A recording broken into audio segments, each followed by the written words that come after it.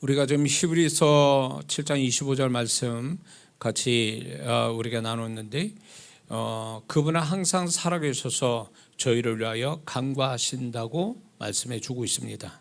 그러므로 주님은 우리 각자를 위해서 지금도 중보하고 계신 줄 믿습니다. 할렐루야.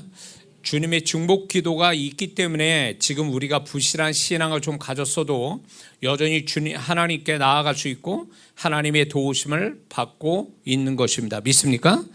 만약 하나님이 우리 힘으로 살고 신앙생활을 우리 스스로 알아서 다 하라고 하셨다면 우리는 벌써 주님을 떠나 세상 사람이 되었을 것이고 헐떡거리면서 세상을 살아가는 피곤한 인생이 됐을 겁니다. 저는 제가 여기까지 목사로서 지금까지 살아오는데 누구나 다 삶의 역경이 있었지만 주님이 돌이켜보면 주님이 이 말씀을 제가 더 실감나게 믿어지는 게 뭐냐면 제 성격이나 아니면 제 삶의 과정 속에 주님이 개입하지 않았으면 그분이 저를 위해서 기도해 주시지 않았다면 저는 이 세상 사람도 아니고 저는 이 세상에 산다 해도 목사는 안 될 거고 예수 믿는 사람이라도 그냥 대충 주일만 지키는 사람으로 살아갔을지 모릅니다. 그런데 그분의 하나님의 은혜와 주님의 중보 기도가 있었기 때문에 제가 그 힘을 입어 지금까지 목사로서 잘 감당하고 또 주님의 통로자가 될 수 있는 건 전적인 그분의 중보기도 이 말씀 때문에 제가 살게 된 것을 다시 한번 고백을 합니다. 그러나 주님이 우리를 위해 중보기도하여 주심도 어느 정도 한계가 있다는 것을 이 사건 오늘 주님이 베드로에게 하신 이 말씀을 통해서 우리는 알 수가 있다라는 것입니다. 이것은 우리에게 중요한 깨달음을 우리에게 주십니다. 간혹 이제 이런 성도가 있습니다. 왜 하나님은 모든 걸 아시고 모든 일을 하실 수 있는 분이 왜 나에게 불행한 그 일, 불행한 그 사건을 막아주시지 않습니까? 하면서 하나님께 묻기도 하고 또 저에게 묻기도 해요. 그래서 저도 이거에 고민은 있었습니다. 왜 하나님은 다 하실 수 있는데 성도들의 어떤 삶 속에 고난이 왜 뒤따르는가? 왜 원치 않는 고난과 고통이 불행이 성도들에게 있게 되는가 할 때에 저도 고민됐지만 오늘 이 본문의 말씀을 통해서 주님은 우리에게 답을 주시는 겁니다. 여러분들이 이런 고민을 하고 하나님께 질문했을지도 모릅니다. 하나님 다 하실 수 있으면 나를 그런 일 안 만나게 해 주실 수 있는 거 아닙니까? 그런 불행 안 만나게 해 주실 수도 있는데 왜 나는 그 일을 만나게 돼서 왜 고통을 받아야 됩니까? 라고 하는데 그거에 대한 질문의 답을 오늘 주님이 이 본문을 통해서 말씀해 주고 있는 겁니다. 그렇다면 먼저 우리가 본문을 읽다 보면 이런 생각이 듭니다. 또 이런 질문을 하고 싶어집니다. 그거는 뭐냐면 왜 주님은 베드로를 처음부터 3번 부인을 막아주시지 않았는가? 주님은 왜 처음부터 3번 부인이 일어나지 않게 중보기도에 주시지 않았는가라는 의문입니다. 여러분들도 아마 이런 의문이 들었을 겁니다. 이 말씀을 좀 본다면. 그런데 이것의 정답은 뭐냐면 이미 주님은 베드로에게 네가 3번 부인할 것이다라는 것을 미리 알려주셨다라는 것입니다. 마태복음 26장 34절에 다 아는 것처럼 네가 닭 울기 전에 3번 나를 부인한다라고 미리 말씀해 주셨다라는 거예요. 주님이 이렇게 미리 말씀하셨으니 베드로 자신은 3번 부인이 일어나지 않게 그 후에 대책을 세웠어야 되는 겁니다. 그리고 주님께 어떻게 하면 되냐고 오히려 주님께 물어봤어야 되는 거예요. 그런데 베드로가 그렇게 했습니까? 그렇게 하지 않았습니다. 그렇기 때문에 주님은 이미 베드로에게 3번 네가 부인할 거라고 미리 말씀해 주셨다면 베드로는 자신이 어떻게 할 건가를 준비하고 있어야 되는데 그렇지 않았다라는 거죠.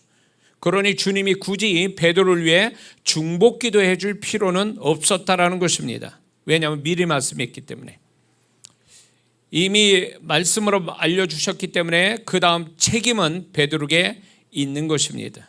만약 베드로가 주님의 말씀을 잘 듣고 믿었다면 적어도 3번 부인할 가능성이 있는 대제사장 뜰 그 현장에 가지는 말았어야 되는 겁니다.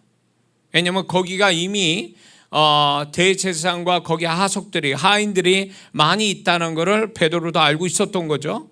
그럼에도 불구하고 갔다라는 얘기는 이거는 결국 뭐냐면 이 베드로가 주님의 말씀을 새겨 듣지 않았고 아예 믿지 않았다라는 것을 증명하는 거죠. 주님은 우리를 위해 중보기도로 도우시지만 그 이전에 베드로에게 미리 말씀하시듯 여러 가지 형태로 미리 계시합니다. 다시 말해서 성경 말씀이라든가 자기가 읽다가 성경 말씀에 확 불이 붙어서 그 말씀을 통해서 그 영혼에게 상황을 아시는 주님께서 그 말씀에 답을 주던가 뭔가 그 말씀을 통해서 주님의 음성이 전달될 수 있거든요. 또 아니면 목사가 이렇게 설교를 통해서 주님의 음성이 전달될 수 있기도 하거든요.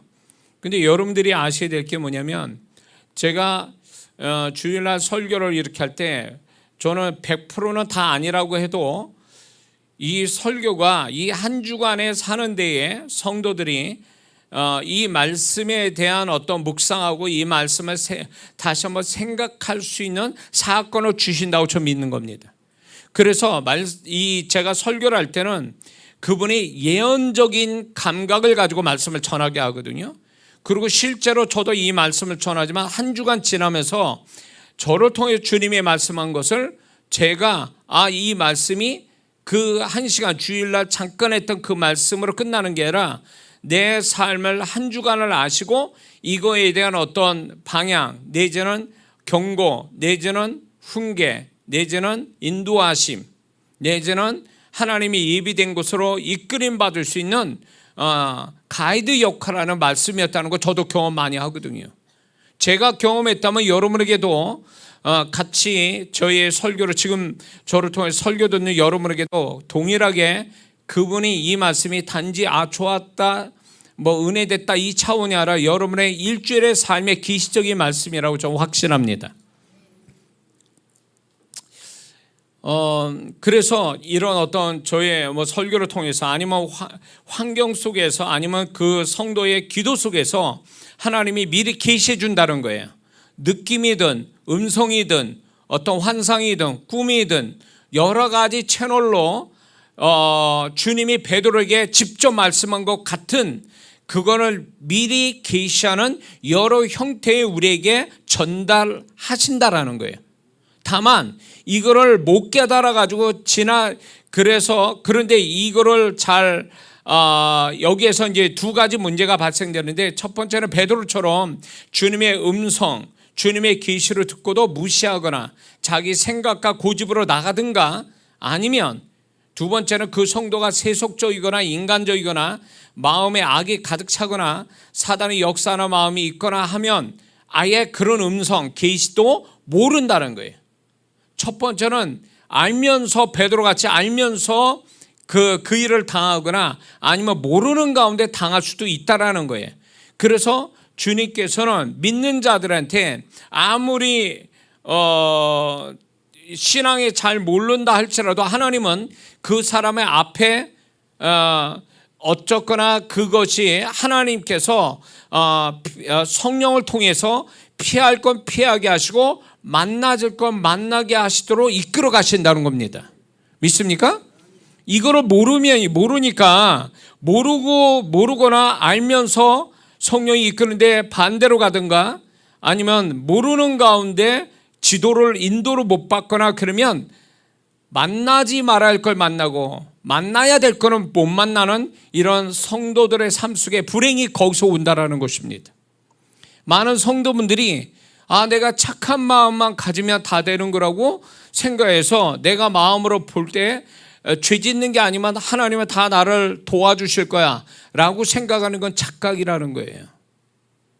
우리는 우리의 삶을 세상 사람같이 내가 생각하는 대로, 환경이 이끄는 대로, 다른 사람이 말하는 대로 그렇게 내 마음대로 막 살아가는 인생이 아니라는 거예요.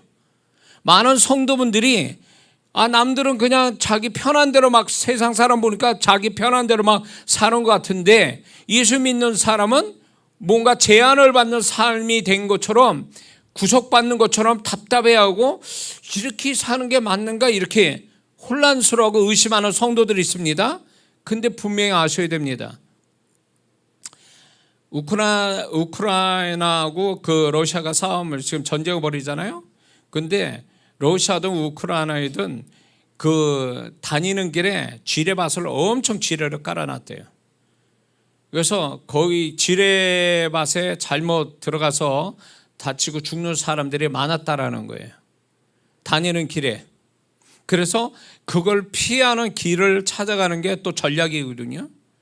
그래서 그렇게 전쟁을 그렇게 수행을 합니다. 왜 이야기하냐면, 예수 믿는 사람이 내가 발이 달려서 내 마음대로, 내가 어디에 구속당한 게 감옥에 들어가는 것도 아닌데 내 마음대로 살면 되는 거 아니야, 죄 짓고 마음에 꺼리낌 없이 살아가면 되는 거 아니냐라고 그러지만, 그거는 굉장히 잘못된 생각입니다. 예수 믿고 구원받은다면 우리의 구원자이신 주님을 위해서 살도록 하나님이 우리의 삶을 한 길로 정해 놓으셨다는 걸 믿으셔야 됩니다. 그래서 그 길을 따라가는 것이 신앙이고, 그렇게 하는 가운데 그 길이 안전한 길이요, 그것이 하나님이 예비한 길이요, 그것이 우리가 성공하는 인생의 길이라는 것을 그분이 우리에게 가르쳐 주신다, 그겁니다. 출애굽기 보세요.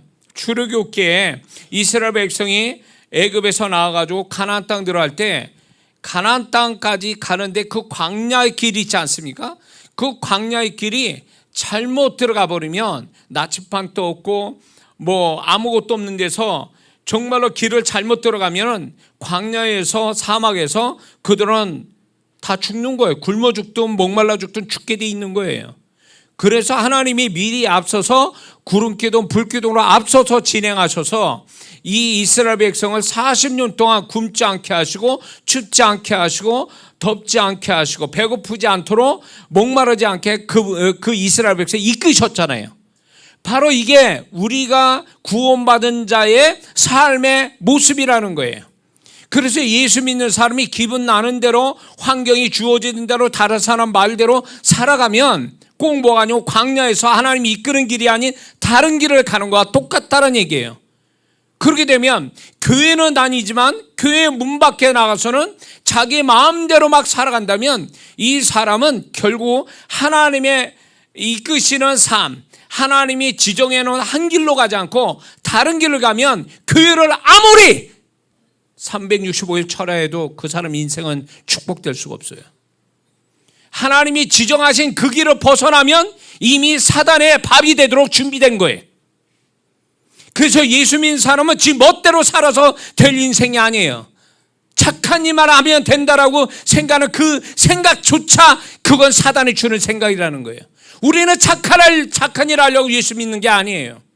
하나님 뜻대로 살려고, 하나님 뜻의 시작이 구원이니까 구원받은 다음에 그 후에도 하나님의 뜻대로 살아서 이 세상을 떠나는 게 예수 믿는 사람의 삶이라는 걸 잊지 말아야 됩니다. 하나님의 뜻을 벗어나면 이미 그 인생은 안 되게 돼 있어요. 그러니까 오늘날 많은 착한 성도들이 그래서 인생이 안 풀리는 거예요. 하나님의 축복이 없는 게, 은혜가 없는 거예요. 교회만 잘 다니면 되는 줄 알아요. 교회 다니는 건 기본이에요. 그러나 교회 다니는 게 기본이지 전부는 아니란 말이에요. 교회 다닌 다음에 교회 바깥에서 비로소 그 신앙생활 제대로 해야 이 사람이 하나님이 인도하신 삶을 살아서 예배하신 하나님의 축복도 보고 사는 것입니다. 믿습니까? 광야에서 하나님이 어떤 일을 해주셨어요? 그들에게 먹일 거, 입힐 거, 모든 걸 다 책임져 주셨잖아요. 왜 그게 어디에서 오는 겁니까? 하나님이 이끄시는 길로 가는 자에게만 허락된 거예요. 하나님이 허락되지 않은 다른 길 가면 그 모든 하나님 예비한 건 그 사람과 아무 상관이 없게 돼버리는 거예요. 거지 되는 거예요. 빈털털이 되는 거예요. 문제 가면서 문제를 만나죠. 사단의 역사는 공격은 계속 있죠.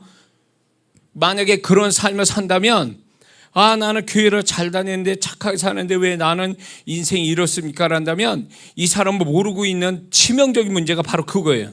하나님 뜻대로 살려고 하지 않는 거예요.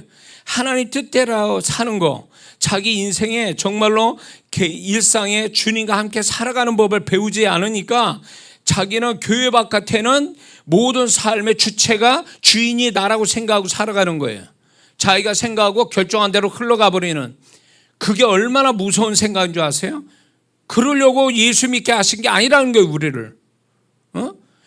구원이 하나님 뜻대로, 그 구원이 크신 하나님의 뜻의 시작이니까 우리는 겸손하게 죄인임을 인정하고 예수님을 영접해서 구원받았단 말이에요.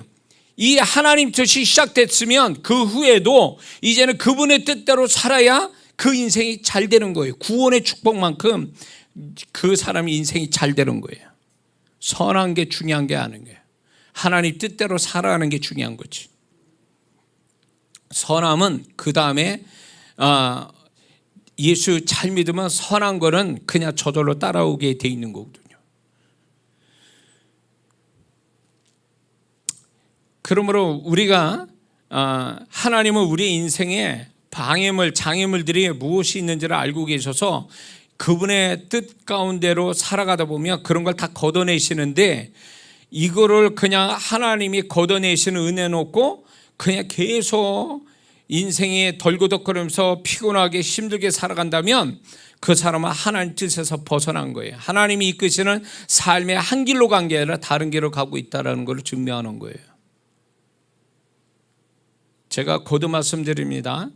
교회 다니는 게 전부가 아니에요. 그거는 신앙의 기본이고 신앙생활의 일부분이지 그게 전부가 아니라는 거예요.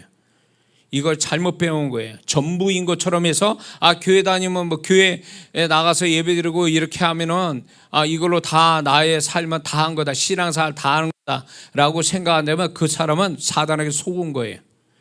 그러니까 예수 믿는 사람, 그 귀신이 교회 다니는 걸 방해하지 않아요. 그래서 지금은 얼마든지 교회 다니라는 거예요. 교회 다닐 수 있는 여건을 다 마련해 줍니다. 그러나 교회 바깥에서는 네 멋대로 살아라, 양식껏 살아라, 이런 식으로 우리를 속인단 말이에요. 그러니까 그렇게 사니까 그게 예수 믿는 사람의 그냥 정상적인 삶인 줄 알아요. 노골적으로 세상 사람같이 죄 짓고 살지 않으면 그냥 나는 잘 사는 거다, 하나님의 은혜와 축복을 받는다고 그랬는데 그거는 너무나 잘못된 생각이죠. 너무나 잘못된 생각이에요. 응? 조만간 주은이도 이제 걸어다니고 뭐 두 마리 강아지가 그냥 왔다 갔다 교회에서 왔다 갔다 할 건데, 함이 지금 열심히 돌아다니죠. 근데 엄마가 뒤쫓아다니죠. 다칠까봐. 근데 엄마가 안 쫓아다니고 누구도 안 봐줘봐요. 그 아이 여기 가서 부딪히고 저기 부딪히고 뭐 위험한 물건 만지고 그러면 애가 어떻게 되겠습니까? 우리가 주님 바깥에서 살면, 주님이 이끄시는 삶이 아닌 다른 길로 가면 이런 식이 되는 거예요. 장래 일을 압니까? 내일 일을 알지 못하는데, 근데 내가 마음대로 내가 계획한 대로 가면 되는 것처럼 착각하지만 절대 그렇지 않아요. 귀신은 그거예요. 네 생각이 똑똑해, 네가 양식껏 살면 괜찮아, 이런 식으로 몰아갑니다. 하나님을 배제한 삶, 하나님의 어떤 의식 없고 하나님의 뜻을 묻지 않는 삶, 이거는 지극히 위험한 삶이에요. 근데 무식하면 용감하다고 많은 성도분들이 이런 부분에 겁이 없는 거예요. 겁이 없는 거예요. 제가 여러분의 기도 기도받아서 가족여행 갔지만 저는 어디를 움직일 때도 그분의 어떤 증거, 인도하심에 확실한 게 없으면 움직이지 않거든요. 시간 나고 돈 난다고 되는 게 아니거든요. 그거는 어떻게 알아요? 내일 일을 어떻게 하냐고. 근데 성도분들이 이게 신앙을 잘못 배워가지고 무식하면 용감하다고 그렇게 막 해도 되는 줄 알아요. 그런 어떤 원리적인 거, 그분과 함께 사는 이 삶을 못 배우니까 자기의 생각에, 좁은 생각에 이렇게 살아도 되겠다라고 하지만 그게 얼마나 위험한 생각인지 알 수가 없어요. 그게 다 그분의 보증을 받아야 되는 거거든요. 그분의 증거를 구해야 되는 것들이거든요. 근데 우리는 그렇게 조심스럽게 살아가는 게 아니라 그냥 나는 죄 안 지면 되지 뭐 세상 사람같이 양심에 꺼리키는 짓만 안 하면 되지 라는 이걸로 그냥 자기는 다 한 걸로 알고 있어요. 그러니까 귀신이 그렇게 속이는 거예요. 그렇게 살아도 된다고. 그렇게 살다가 망한 성도들이 한둘입니까? 교회 열심히 다니는 성도들 중에 제가 교회 이 집회를 다니고 수많은 교회를 다니고 수많은 영혼들을 만나면서 이런 성도들 한둘 본 게 아니에요. 원래 나이롱으로 그냥 대충 신앙생활 교회도 안 나와요. 가끔가다 절기 때나 오고 이러지 안 온다고. 그런데 많은 성도들이 제가 집회하는데 열심으로 사는데 그분들을 가까이 상대해서 얘기 들어보면 어마어마한 문제를 다 가지고 있어요. 근데 제가 생각할 때 그런 많은 사람들이 살아가면 그런 일 당할 수도 있는 거지 이렇게 생각해요. 그런데 제가 분별할 때 주님의 마음을 분별할 때 절대 그런 일이 일어나서는 안 되는 일들이 얼마나 많은데요. 근데 그 성도들은 신앙생활 하는데 이런 일은 그냥 누구나 다 겪는 거라고 생각해. 근데 아니거든요. 주님은 허락한 일이 없거든요. 주님이 허락하지 않았단 말이에요. 근데 그들은 하나님이 허락했다고 생각해요. 그러니까 하나님을 잘못 알고 있는 거예요. 그게 결국 하나님을 모독하는 거예요. 하나님은 그런 분이 아닌데 뭐예요? 분별력이 없는 거예요. 무지해서 그런 거예요.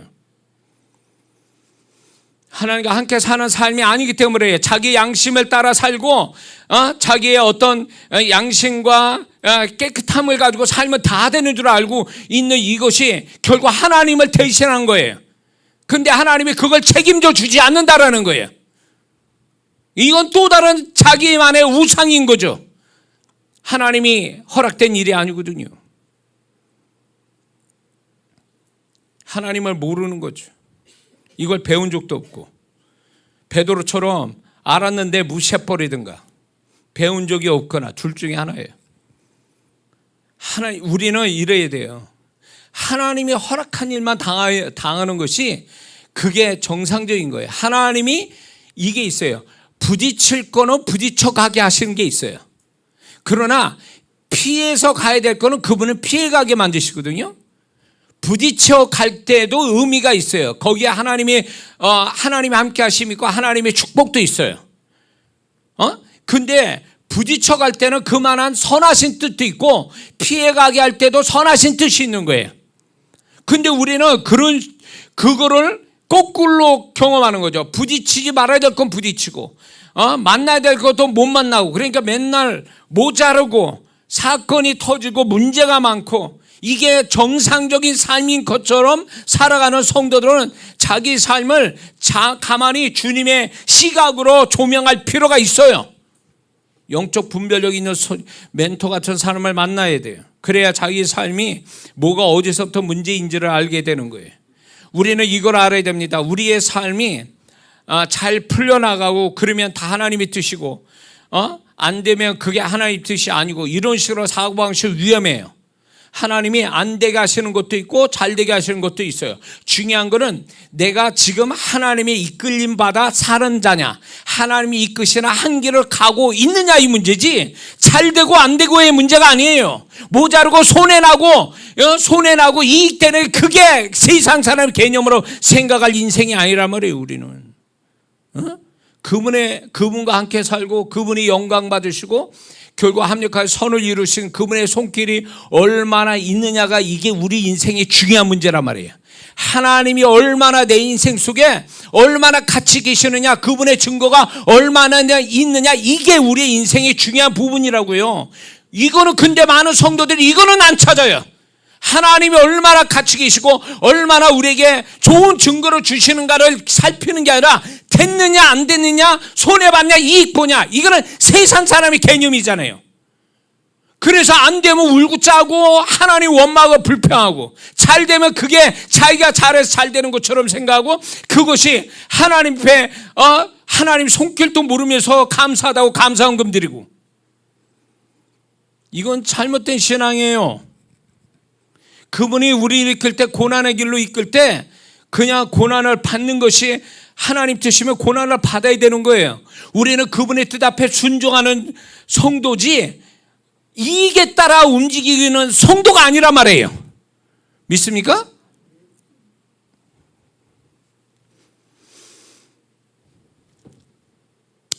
하나님은 우리를 절대적으로 생각이 없는 기계처럼 리모컨을 누르면 그대로 하는 존재로 만드시지 않았습니다. 자유의지라는 걸 주셨어요. 그러므로 자신이 가진 자유의지를 사용하든 안 하든 그거에 따른 결과는 전적인 그 사람의 책임인 것입니다. 그래서 교회를 들어와서 신앙생활 할 때 첫 번째 배워야 될 게 뭐냐면 뭘 하라 하지 말라는 게 중요한 게 아니에요. 이거보다도 하나님이 당신과 함께 하십니다. 그런데 그분은 교회에서만 함께 하는 게 아니라 교회 바깥에서 24시간 함께 하십니다. 그래서 그분을 경험하고 그분이 이끄신 대로 살아야 됩니다. 이걸 첫 번째 배워야 되는 거예요. 그래서 그분을 경험하며 살고 그분의 뜻에 따라 살고 그분이 이끄는 대로 살아가는 법을 배우면 이 사람이 성경 지식이 모자르고 교회에 좀 열심히 못 나와도 이 사람은 충분히 하나님과 더불어 인생 살아가는데 모자람이 없는 거예요. 코로나 때문에 수많은 성도들이 교회를 떠나서 교회가 문 닫는 이유가 뭡니까? 하나님과 함께 사는 사람이 아니었다는 걸 증명하는 거예요. 하나님과 함께 사는 자라면 교회가 문을 닫혔다고 신앙을 버립니까? 교회를 안 나오는 거예요? 교회가 문을 닫아야 되는 거예요?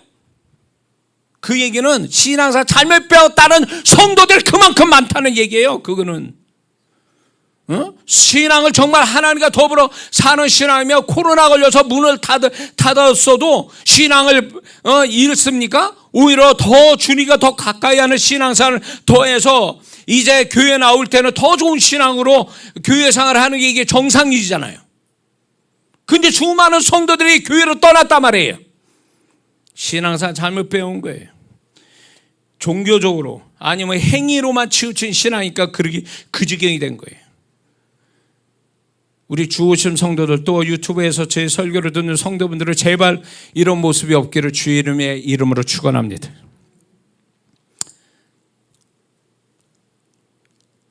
가룟 유다처럼 이미 마음이 어떻게 할 것을 알면서도 그런 주님과 말씀을 버릴 작정을 하고 사단의 영역에 의지적으로 들어가려는 그의 태도에 주님 또 어떻게 막을 길이 없으신 겁니다. 그런 자를 위해서 주님은 기도하지 않으셨다라는 거예요. 그래서 주님이 가룟 유다를 위해 기도하셨다는 구절이 없는 이유가 여기 있습니다. 의도적으로 자기가 주님을 배신하고 주님을 팔아먹을 생각을 했기 때문에 주님이 말씀했는데도 그렇기 때문에 주님은 그런 자를 위해서 기도하시지 않았다라는 거예요. 다만 주님은 가룟 유다에 대해서 안타까워하셨죠. 마태복음 26장 34절을 보니까 인자는 자기에 대하여 기록한 대로 가거니와 인자를 파는 그 사람에게는 화가 있으리로다. 그 사람은 차라리 나지 않았으면 제게 좋을 뻔하였느니라. 이렇게만 말씀했어요. 그리고 가룟 유다를 위해서 베드로같이 기도해 주셨다는 구절은 없어요.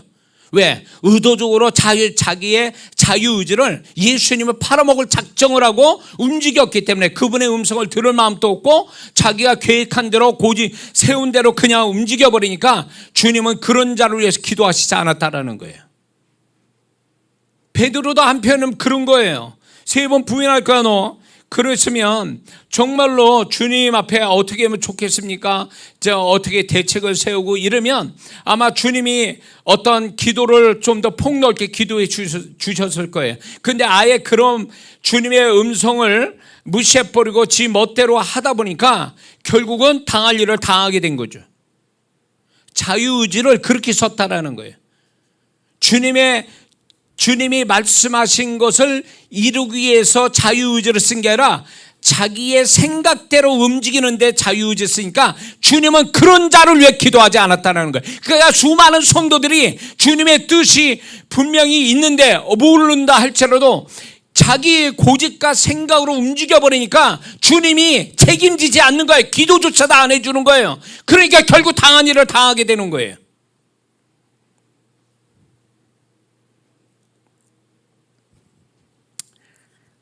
주님은 오늘날 우리에게 우리 위해 중보기도 하시기 전에 미리 베드로처럼 여러 형태로 계시를 하십니다. 주님이 계시하시지 않으시면 베드로처럼 중보기도하여 주시는 겁니다.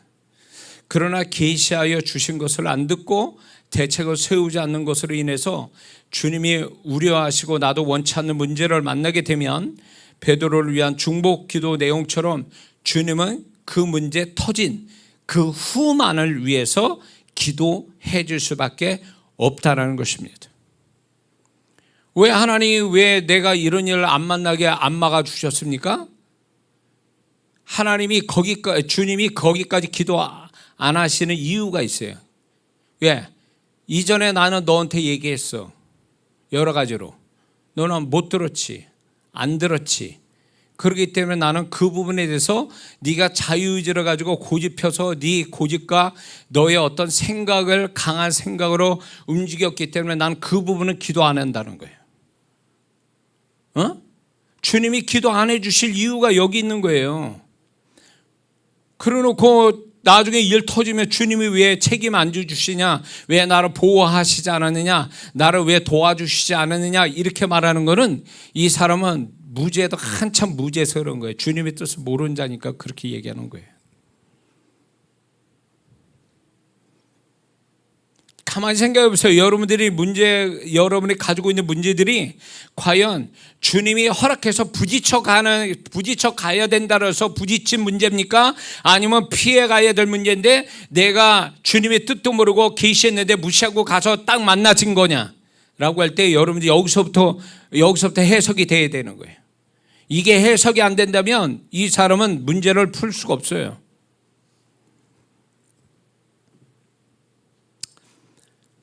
주님은 불행을 피해가고 축복은 만나지도록 미리 여러 형태로 계시하지만 많이 피할 것이 만나지고 만나질 것이 피해진다면 그때 이후만을 위해 주님은 중복 기도하여 주시는 겁니다. 베드로처럼. 주님도 이 부분에 대해서 어쩔 수 없다라는 것입니다. 그런데 주님이 베드로를 위한 중복 기도 내용을 살펴보면 주님은 다른 것보다 그의 믿음이 떨어지지 않기를 기도하셨다는 거예요. 이게 아주 중요한 부분이에요. 주님이 다른 거 기도한 게 아니에요. 그 위기 속에서 내가 너를 건져주겠다, 너를 도와주겠다 이런 차원이 아니라 베드로가 가지고 있는 믿음을 위해서 기도해 주셨다는 게 중요한 부분이에요. 그러면 수많은 기도 내용 중에 왜 그분은 믿음을 놓고 기도하셨을까? 베드로의 믿음을. 이 기도의 의미는 절대로 평상시보다 베드로가 더 좋은 믿음, 더 많은 믿음, 더 높은 수준의 믿음을 위해 기도하여 주신 것이 절대 아니라는 것입니다. 주님은 그의 믿음이 3번 부인으로 인하여 믿음의 수준이 떨어질 것에 대하여 평상시의 믿음 상태, 평상시의 믿음의 수준 그대로 있기만을 기도하셨다라는 거예요. 그러니까 마이너스인 믿음을 제로 상태로 올린 거예요. 이게 지나지 않아요. 더 좋은 믿음을 주신 게 아니라는 얘기예요.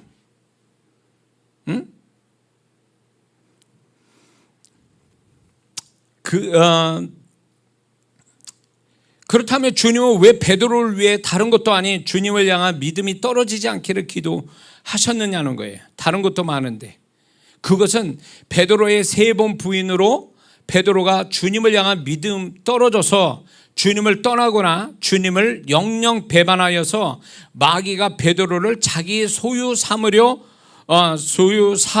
했으나 믿음이 떨어지지 않기를 중복 기도하신 주님의 기도와 그 자신이 잘못을 알고 회개의 통곡을 함으로 인하여 평상시 믿음의 수준을 유지할 수 있었던 것입니다. 그러니까 여러분들이 이런 거 베드로만의 경험이 아니라 이런 거 여러분들 경험해 봤을 것 같아요. 그게 뭐냐면 문제가 뻥 터졌습니다. 평상시보다 평상시 교회 잘 나오다가 문제가 뻥 터져가지고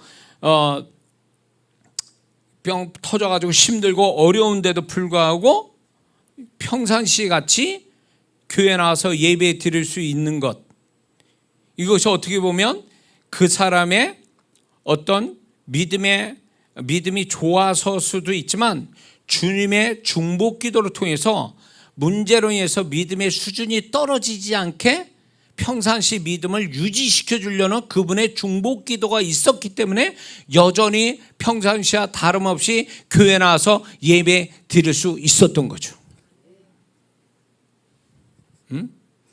그래서 내가 습관적으로 교회를 열심히 늘 다녔기 때문에 문제가 있어도 나는 교회 나온 거야. 그건 대단히 착각이에요. 왜 그런 줄 아세요? 예수 믿는 사람의 영적인 습관은 저절로 되는 게 아니에요. 세상 일은 습관이 되어지면 어떤 일을 반복하다 보면 그게 습관이 되면 눈 감고도 하는 그런 스킬이 나오지만 예수 믿는 사람은요, 저 목사인데도 제가 목사로서 35년 살아도 그분이 나를 은혜를 주시지 않고 그분이 나를 도와주시지 않으면 얼마든지 세상 사람 되는 건 시간 문제예요. 왜 그러냐? 내 육신의 정욕이, 세상이, 죄가, 마귀가 나를 가만 안 놔두거든요. 그렇기 때문에 우리가 내가 집사로서 권사로서 오랫동안 신앙사라고 교회 오랫동안 다녔으니까 문제가 있어도 나는 교회를 여전히 나온다라는 건 자기 의에, 자기를 자랑하는 거예요. 자기가 의롭다로 생각하는 거예요. 정말 그렇습니까? 아니요. 그분의 은혜가, 그분의 마음이, 주님의 중복 기도가 있으니까 평상시에 믿음을 지켜주시니까 그래서 교회를 나오는 거예요.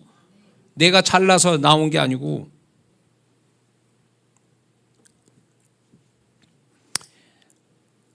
베드로가 주님을 향한 믿음의 수준이 떨어지거나 사라지면 영영 주님과 남남이 될 수 있는 겁니다.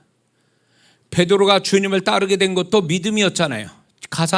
처자식 버리고 자기 가업을 버리고 예수님 따른 것을 무슨 동계산하고 만났습니까? 사무적인 관계로 만나진 게 아니잖아요. 주님의 그 한 음성에 믿음을 가지고 자기가 다 모든 걸 거기다 걸고 주님께 걸고 자기가 주님을 따른 거잖아요. 믿음으로 행한 거잖아요.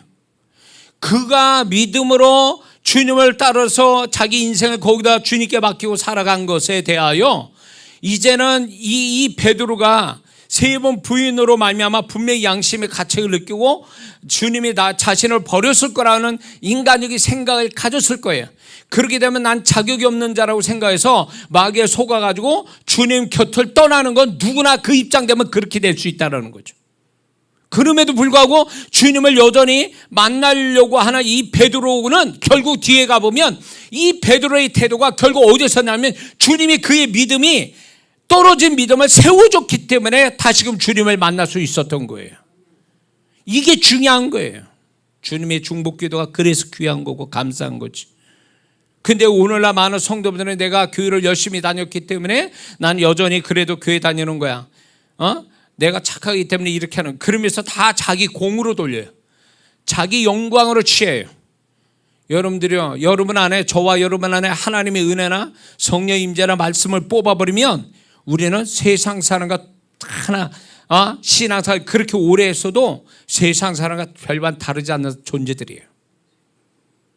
내가 자랑할 게 없다고요. 나 자신을 자랑할 게 없는 거예요. 내 안에 그리스도가 사시고 말씀이 있고 은혜가 있고 성령의 임재가 있으니까 지금 우리는 그걸로 유지돼서 지금 신앙생활 하고 있는 거예요. 믿습니까? 근데 이걸 다 빼버리면 뭐만 남아요? 세상 사람같이 본능밖에 안 남아요. 주님 절대로 교회 안 옵니다. 그러니까 여러분들이 이렇게 생각해야 돼요. 저는 우리 성도들 주일날 되면 교회 나오는 이 성도들 보면 기적과 같다. 정말 전 그렇게 생각합니다. 이기고 한 주간 이기고 또 주님 앞에 새로운 한 주를 위해서 하나님께 믿음으로 이 주일을 지키고 있구나. 그래서 성도분들 볼 때 제가 마음이 너무 기뻐요. 결국은 교회에 나오는 것은 우리의 양심이나 착한 마음으로 된 게 아니라 그분의 은혜가, 그분의 임재가, 그분의 말씀이, 성령의 도우심이 있기 때문에 교회를 나오는 거거든요. 그게 떨어지잖아요. 없으면 교회 안 나옵니다. 문제가 심각하죠? 그러면 교회 더 안 나옵니다. 그게 정상인 거예요. 사실은 그 모습이 정상인 거예요. 원래 그 모습이라고. 그런데 지금 문제가 터져도 교회 가야 돼, 주일 지켜야 돼, 예배 드려야 돼, 헌금해야 돼, 이게 자기의 마음인 걸로 생각하지만 아니요, 하나님이 은혜 주시고 믿음 주시고 나에게 함께 하시니까 내가 이렇게 할 수 있는 거지 내 원래 나라는 존재는 그런 사람이 아니라는 걸 아셔야 돼요.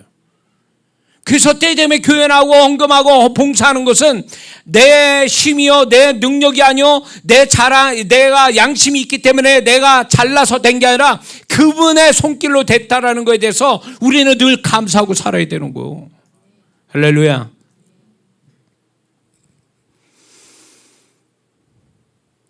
주님의 중복 기도가 없었다면 베드로는 자연스럽게 주님을 떠나게 돼 있는 거예요. 그 안에 주님을 향한 믿음이 없어졌는데 뭘 그 주님께 가까이 갈 게 뭐 있어요? 주님이 이미 실패자로 십자가에 죽으셨는데, 부활도 안 믿는 자들인데 그 제자들은 그 주님이 십자가에 못 박혀 죽으셨는데 뭘 기대합니까? 주님이 이미 실패자로 다 죽었는데. 그리고 주님께 가까이 갈 게 뭐 있어요? 다 끝났다라고 자기 고향을 가서 어떻게든지 직업 하나 구해가지고 살 생각을 하지, 주님을 다시 만날 생각합니까? 주님을 다시 만난다는 그거는 결국 뭐의 문제예요? 그의 믿음이, 주님을 향한 믿음이 살아있을 때나 얘기하는 거예요. 그렇기 때문에 주님이 그의 믿음이 떨어지지 않기로 해서 귀신이 그 사람 믿음을 뽑아내려고 하는 베드로의 믿음을 뽑아내는 것을 주님이 막으신 거잖아요. 그리고 믿음이 원래 상태의 믿음으로 회복시켜 주신 거잖아요. 이게 대단한 거죠. 그래서 마귀는 지금도 우리 안에 있는 주님을 향한, 말씀을 향한 이거를 믿음을 못 갖도록 계속 믿음을 강탈해 간다는 거예요. 그래서 변명되고 교회 못 나오게 합니다. 변명되고 예배 못 드리게 합니다. 변명되고 헌금 못하게 합니다. 변명되고 주를 위해 살지 못하게 하는 이유가 여기, 이런 변명과 핑계와 이유로 된다면 그 사람 안에는 이미 주님을 향한 믿음이 강탈당한 거예요. 도난당한 거라고, 귀신한테. 그러니까 교회는 아무나 나오는 게 아니에요. 습관이 됐다 나오는 게 아니에요. 응?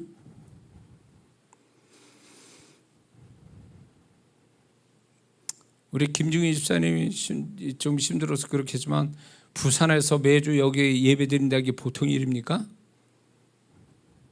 난 그 양반 믿음이 참 굉장히 훌륭하다 봐요. 그게 뭐 인간적 감정 가지고 그렇겠습니까? 아니요. 그 안에 베드로처럼 그 안에 여기에 나올 만한 다른 사람보다 믿음의 수준이 거기 있으니까 나오게 하는 거지, 그 믿음 뽑아내면 가까운 교회 가고 말아요. 나 같아도 그래. 여기까지 와서 뭘 어떻게 하자고? 교회가 수도 없는데, 교회 앞에 교회들이, 그 집 앞에 교회들이 얼마 많은데 여기까지 오겠냐고. 보통 믿음이냐고요. 그렇기 때문에 저와 여러분 안에 여지껏 이렇게 뭐가 때 되면 어려워도 힘들어도 주님 앞에 나오는 이거는 그분이 우리 안에 믿음을 지켜주시기 때문에 그런 거예요. 마귀한테 도난당하지 않는 믿음을 지켜주시기 때문에 이런 거지, 믿음이 강탈당하면 우리는 다 끝나는 거예요. 그러니까 우리가 내 주머니에 돈이 사라지는 거, 이거는 억울해하면서 왜 우리 안에 하나님이 주신 것들이 강탈당하는 것들에 대해서 억울해하고 이걸 귀하게 여기지 않는 성도들이 얼마나 많은지 알 수가 없어요. 하나님이 주신 믿음, 소망, 사랑, 감사, 기쁨, 평안, 이런 것들이 얼마나 귀한데 이런 것들을 먹고 사는 문제 때문에 그게 다 강탈당하는 거예요. 귀신한테 강탈당하는 거예요. 세상에 강탈당해서 마음에는 아무것도 없어. 하나님 향한 아무것도 없어요. 그러니까 교회 안 나오는 거야. 그러니까 기도도 안 하는 거고, 그러니까 하나님 앞에 헌금하는 것도 아까워하고, 다 그러는 거예요. 이유가 있다고. 내면에 하나님이 주신 것들이 살아남아야 이게 나로 움직이는데, 내면에 하나님이 주신 것들이 사라지니까 세상 사람처럼 되는 거예요. 교회 안 나갈 핑계대고 이유되고 하나님께 헌신하지 못할 이유로 다 되는 거예요. 그게 속는 거라고. 자기 생각에 속고 사단의 생각에 속고 사는 거예요. 지금 귀신을 좋아라 하죠. 그러나 하나님은 마음 아파하시죠. 그러니 지금 여러분들이 어떤 문제를 앉아 있어도, 가지고 있어도, 지금 때 되면 교회 나오고 헌신하고 봉사하고 헌금하고 이런 것들이 기적이에요. 그분의 은혜의 손길이 여러분에게 아직도 여전히 가지고 있다는 걸 증명하는 거예요. 믿습니까? 이걸 감사해야 돼요. 이거를.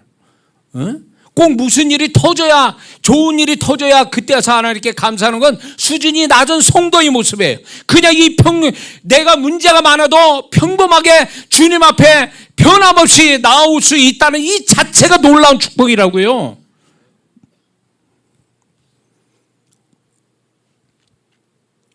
우리는 끊임없이 우리의 육신의 정욕과 죄와 마귀, 세상 이 4대 영적인 4대적이 우리를 둘러싸서 우리를 어떻게든 넘어뜨리려고 애쓴단 말이에요. 그렇기 때문에 우리는 항상 긴장하고 살 수밖에 없어요. 만약 베드로가 겟세마네 동산에서 주님과 함께 주님처럼 기도했다면 믿음이 그래서 상승하여 3번 부인의 시험을 극복할 수 있었을 거예요.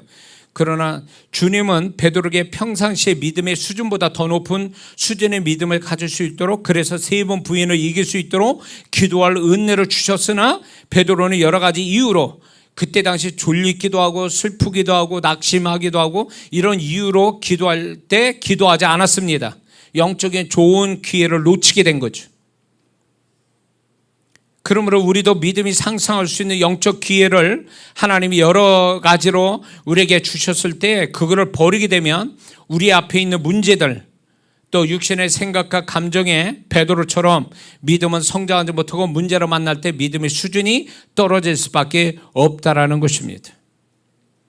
여기서 우리가 알아야 할 것은 우리가 마땅히 영적으로 해야 될 몫이 있고 주님이 해 주실 몫이 있는데, 내 몫을 하지 못하면 주님도 베드로처럼 어쩔 수 없으시다는 것입니다.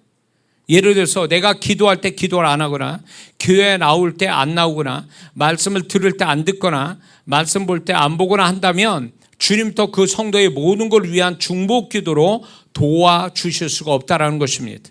그렇게 되면 주님이 제한적으로 우리를 도와주실 수밖에 없다라는 거예요. 내가 해야 될 일이 있는데, 내가 주님이 어떤 일을 하시기 전에 내가 반드시 그분 앞에서 해야 될 몫이 있는데 그걸 안 해버리면 주님이 충분히 우리 위해서 못 도와주신다는 거예요. 베드로가 겟세마네 동산에서 그렇게 기도를 열심히 했다면 3번 부인을 할 수 있었을까요? 저는 이겼을 거라 봐요. 그러나 하지 않았기 때문에 당할 일을 당한 거죠. 하나님이 찬스를 주셨는데, 주님이 찬스를 주셨는데도 그때 주님이 기도하자고 그랬잖아요. 기도를 통해서 영적인 힘을 얻었다면 믿음이 상승돼서 분명히 이겼을 건데 그 기회를 놓친 거죠. 여러 가지 이유로. 우리도 이런 경우가 많습니다.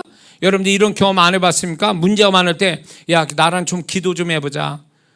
좀 더 열심을 내보자. 하나님 나에 대해서 좀 너 가까이 왔으면 좋겠다. 자꾸 그런 마음을 주시는데 이 핑계 저 핑계 대고 안 합니다. 기도할 시간에 사람 만나요? 교회 나올 시간에 다른 일 하고 있어요? 그러니 주님이 뭘 어떻게 도와주셔? 그런 식으로 하고 있는데 당할 일을 당하는 거예요. 그러게 되면. 그리고 당할 일을 당해가지고 믿음이 훅 떨어진 다음에, 떨어지면 그때는 또 핑계와 이유를 대고 못 나올 이유, 안 할 이유를 다 대는 거죠. 속는 거예요. 끝없이. 결국은 뭐만 남습니까? 주님과 거리가 멀어지면 그분의 은혜도 떨어지고 그분의 손길도 미치지 않고 그분의 예비된 축복은 다 날아가는 거예요. 그러면 뭘로 삽니까? 세상 사람처럼 지 몸뚱이 하나 가지고 사는 거예요. 예수 믿는 사람. 주님은 없어. 이게 얼마나 비참한 건데. 많은 성도분들이 착각하는 게, 내가 해야 될 영적 행위 없이 처음부터 끝까지 주님이 나를 도와주셔야 한다는 잘못된 생각을 가진 성도들이 있습니다. 우리가 갓난아이거나 바보가 아닌 이상에 내가 할 일을 하지 않는다면 그런 모습 때문에 주님이 나를 위해서 일하심이 제한을 받으신다는 거예요. 처음부터 끝까지 그분이 나를 하나부터 10까지 다 그분이 책임져 주신다는 건, 그거는 거짓된 말이에요. 우리가 해야 될 일이 있는 거예요. 그분을 위해서, 내가 최소한 그분을 위해서 해야 될 일을 해야 그분이 나를 위해서 해야 될 일을 해 주시는 거거든요. 근데 이거마저 안 한다면 그건 방법이 없어요. 주님이 언젠가 나한테 이런 말씀하신 적이 있습니다. 내가 제때 기도하지 않아서 내가 일할 수 없었다. 나도 그래서 어떻게 할 수 없었다, 이런 말씀한 적이 있어요. 제가 의문을 가졌거든요. 하나님의 어떤 일을 하는데, 내가 다른 일도 아니고 하나님 일을 하는데 분명히 그분의 손길이 충분히 미쳐야 되는데 그런 모습이 안 나타날 때 의문을 갖고 제가 이거를 기도한 거예요. 그럴 때 주님이 네가 제때 기도 안 했다라는 거예요. 응? 네가 이때쯤 기도를 했어야 되는 건데 너는 그때 기도 안 하고 한참 지나가서 기도했기 때문에 내가 너를 제한적으로 도울 수밖에 없다는 거예요. 충분히 못 도우는 이유가 여기 있다는 거예요. 왜 너는 내가 기도하라고 할 때 안 했지? 내가 하라고 그럴 때 너는 뭐 하고 있었니? 그렇기 때문에 너는 내가 충분히 못 도와주는 이유가 여기 있어. 나 탓하지 마라. 네가 게을른 너를 탓해라. 베드로를 충분히 기도할 시간을 주셨습니다. 그거는 단순한 기도가 아니었습니다. 왜? 주님은 겟세마네 동산에서 땀방울에 핏방울 되도록 기도하셨기 때문에 그때로부터 십자가를 이기는 능력이 생겼거든요. 십자가를 다 감당할 수 있었거든요. 그렇다면 베드로가 주님을 보고 열심히 기도했다면 그 세 번 부인쯤이야 얼마든지 이길 수 있는데 안 했다 그 얘기예요. 그러니까 당할 일을 당한 거예요. 주님은 그 겟세마네 기도에서 엄청난 십자가를 이길 힘을 공급받았는데 그래서 이기셨는데 베드로는 기도할 때 기도 안 했더니 당할 일을 당하게 된 거죠. 이걸 누구 탓해요? 주님이 전에 또 이제 어떤 기도를 하게 됐습니다. 하나님 일 때문에. 그래서 주님이 기도 속에서 제가 이런 말씀을 제가 들었습니다. 이 부분에 누구도 기도해 준 자가 없었다. 그래서 내가 그 기도를 해줄 자를 나는 기다리고 있었다. 그런데 네가 기도하였기 때문에 내가 이제 시작할 것이다. 그래서 제가 깨달은 게 뭐냐면 내가 이 부분을 기도했었어야 되는 거였구나.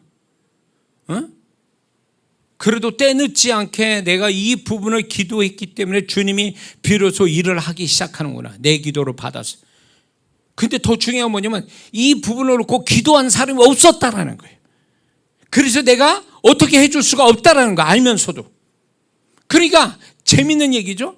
내 기도가 하고 안 하고에 따라 그분의 일하심이 제한을 받으신다는 거예요.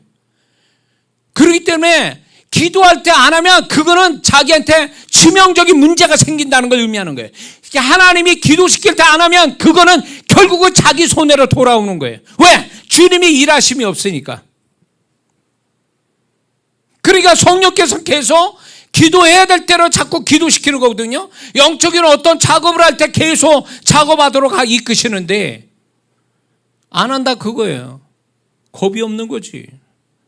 그리고 당해서 그때야 막 울고 막 난리치고 막 그럴 때 이미 때는 늦었다 그거예요. 안 당해도 될 일을 당해가지고 고생 다 하고 겪을 거 다 겪고 간 다음에 그게 무슨 은혜입니까 그게.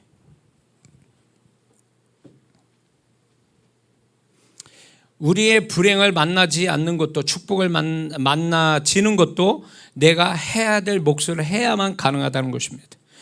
그래야 비로소 주님이 나를 위해 중보기도로 도우시는 것, 성령으로 말미암아 상황적으로 도우시는 것이 좋은 결과를 가져오게 되는 것입니다. 그러므로 주님의 중보기도로 불행은 피해지고 축복을 만나지게 하려면 우리는 몇 가지를 좀 기억하고 있어야 됩니다. 그건 뭐냐면 첫 번째는 베드로처럼 자신의 고집과 생각을 버리고 상황을 핑계대거나 변명하지 말고 주님의 음성을 듣고 그 음성 따라 순종하는 자가 되어야 됩니다. 주님의 음성은 여러 가지 형태가 있다고 했어요. 그걸 잘 들으셔야 돼요. 그분은 이런 게 있어요. 나한테 중요하다. 그분의 입장에 있어도 얘한테 영광 받을 거야. 이게 중요한 거. 그러면 미리미리 알리신다는 거예요. 그분은 즉흥적으로 일하시잖아요. 우리에게 미리미리 알려서 준비하게 하시거든요. 그래서 피할 건 피해가고 만날 건 만나주도록 우리 이끌어가는데 이거를 눈치를 채야 돼요. 그래서 영적인 눈치가 있어야 돼요. 성도는요. 이게 기도를 한다는 사람 속에도 뭐가 문제냐면 영적인 눈치가 없어요. 지금 그분이 어떻게 하기를 어떻게 하는데 왜 나한테는 아는데 왜 본인은 정작 모르냐 그거예요. 물론 제가 가르치는 영적 멘토니까 그럴 수도 있는데 이게 하나님은 즉흥적으로 일하시지 않거든요. 만날 거나 피해갈 거는. 근데 이런 것들을 눈치를 못 채요. 왜 그럴까요? 주님을 의식하지 않고 세상에 너무 집중돼서 살아서 그렇다는 거예요.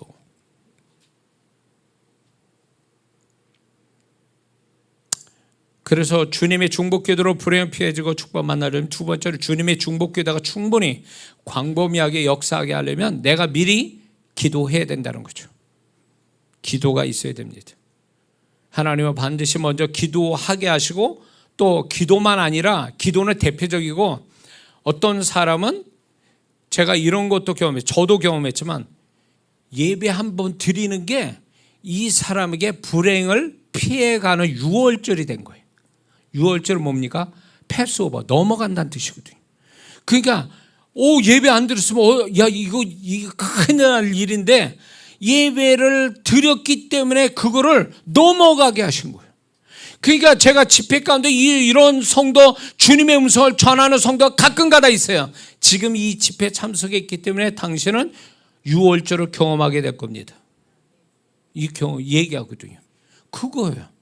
여러분의 예배가 습관적으로 그냥 어쩔 수 없이 드린 이 차원이 아닌, 이 예배 자체가 어쩌면 요단강을 건너가는, 애굽에서 요단강으로 건너가는 하나의, 그동안의 광야와 가나안 땅을 사이에 요단강이 있는 것은 이 지리적으로 굉장히 영적 의미가 있어요. 이 예배라는 것도, 하나님을 기쁘시게 하는 예배도 결국은 건너가게 하는 거예요. 불행한 피해가게 하고, 불행은 끊어지게 하고, 축복은 만나지게 하는, 불행을 넘어가게 하는 아주 중요한 역할을 하는 게 예배라는 거죠. 그걸 반드시 해야 되는 거예요. 그래서 이런 게 있어요. 상황이 안 좋고 바쁘고 이럴 때, 그때가 바로 하나님께 예배 드릴 때예요. 그때가 다른 일 할 때가 아니라 그때가 예배 드릴 때예요. 왜? 하나님이 그 상황을 아시지만 그럴 때일수록 주님께 가까이 갈 때 주님은 그걸 기뻐하시고 그 성도에게 축복을 주시는 거거든요. 할 일이 없어서 한가할 때 하는 게 아니거든. 응? 중요한 거는 그거는 몇 시간 동안 몇 분 동안 했다는 게 중요한 게 아니라 그분을 의식하고 그분을 높여야 된다는 그 마음이 하나님을 기쁘시게 하는 거예요. 그게 중요한 거예요. 세 번째는 말씀을, 주님의 음성을 귀담아 듣지 않으면 주님의 중보기도도 제한될 수밖에 없다는 걸 아셔야 됩니다. 주님은 베드로에게 3번 부인할 걸 말씀하셨죠. 그러면 그 주님의 음성 듣고 그런 일이 일어나지 않도록 영적 태도와 상황적으로 조치를 베드로는 취했어야 되는 거예요. 그래서 3번 부인되지 않도록 집안에 있거나 어떤 방법을 찾았어야 되는데 베드로는 무시했죠. 결국 당한 일을 당한 거예요. 그래서 우리는 이걸 알아야 됩니다. 주님이 도와주실 수 없다는 것은 그것만큼 사단이 역사할 틈이 많아진다라는 것을 의미하는 거예요. 주님이 도와주실 수 없다는 건 사단이 일거리 찾았다, 그 얘기예요. 그 영혼에 대해서. 그러니 우리는 죽을 때까지 그분의 손길이 항상 있어야 사는 사람들이에요. 믿습니까? 그분의 손길이 안 나타난다, 그분이 나를 돕지 않는다는 건 반대로 얘기해서 귀신이 도울 일을, 귀신이 역사할 틈을 준다, 그런 뜻이에요. 해석을 그렇게 해야 돼요. 응? 또한 우리가 주님이 원하시지 않는 것을 고의적으로 반복적으로 한다면 주님의 중보기도의 능력과 축복은 보기 어렵다라는 것입니다. 고의적으로 반복하면. 또한 뿐만 아니라 주님의 중보기도의 은혜를 입었으면 다른 사람을 돕는 자가 되어야 합니다. 주님이 베드로에게 그랬죠. 네가 네 믿음 떨어지지 않기를 내가 기도했으니 이 일 터진 후에 너는 내 형제를 굳게 하라, 굳세게 세워줘라, 이런 얘기 하셨거든요. 주님의 도움을 받았으면 주님이 필요한 자에게 도움자가 되라고 하신 말씀이에요. 이거는. 그래서 우리가 어떤 주님의 은혜를 받았습니다. 그러면 나만 잘 먹고 잘 사는 걸로 쓰는 게 아니에요. 다른 사람을 돕는 역할을 해야 된다는 거예요. 간증을 시키는 이유가 거기 있어요. 간증도 결국은 나만 축복받고 은혜 받은 걸 혼자만 누리고 있는 게 아니라 누군가에게 또 도움을 주는 역할을 뭐 간증으로 하든 뭐 봉사로 하든 뭘로 하든 기도로 해주든 뭔가를 해줘야 이게 하나님 주님이 나를 도우시는 것의 끝이 바로 이렇게 나타나야 된다는 거예요. 믿습니까? 도움받고 나만 좋아라고 그냥 이렇게 있는 게 아니라 결국 누군가에게 또 도움을 줄 수 있는 사람이 될 때에 그 사람이 주님의 중복 기도를 잘 받은 자의 마지막 태도라는 걸 잊지 말아야 될 줄 믿습니다. 또한 베드로처럼 자신의 잘못을 인정하고 회개해야 됩니다. 그래야 주님의 중복 기도의 은혜를 잊게 되는 것입니다. 베드로가 회개를 안 했다면, 그가 그거에 대해서 정말로 후회하고 회개를 하지 않았다면 주님의 중복 기도의 은혜를 그 후에 받지 못했을 거예요. 가룟유다하고 정반대죠. 가룟유다도 회개했다면 주님께 돌아올 수 있는데 그는 회개한 게 아니죠. 그러나 베드로는 회개했기 때문에 주님의 중복 기도가 그대로 이루어지게 된 거죠. 그래서 우리는 어떤 문제가 만나든 하나님 앞에 나의 솔직한 모습을 보이고 그분에게 고백을 하는, 그래서 나의 잘못된 걸 또 고백해서 회개할 줄 아는 그런 모습이 주님이 나를 향한 중복 기도가 그대로 다 임하도록 하는 태도인 것을 잊지 말아야 될 줄 믿습니다. 그러므로 오늘 이 말씀을 통해서 여러분들이 좀 더 깨닫는 마음을 가지고 정말 주님의 중복 기도에 풍성한, 그분이 나를 위해서 어떻게 중복 기도하실지는 우리는 모르지만 그분의 중복 기도가 100% 다 응답받는 100% 응답받는 성도들이 되시길 주의 이름으로 축원합니다. 기도합니다.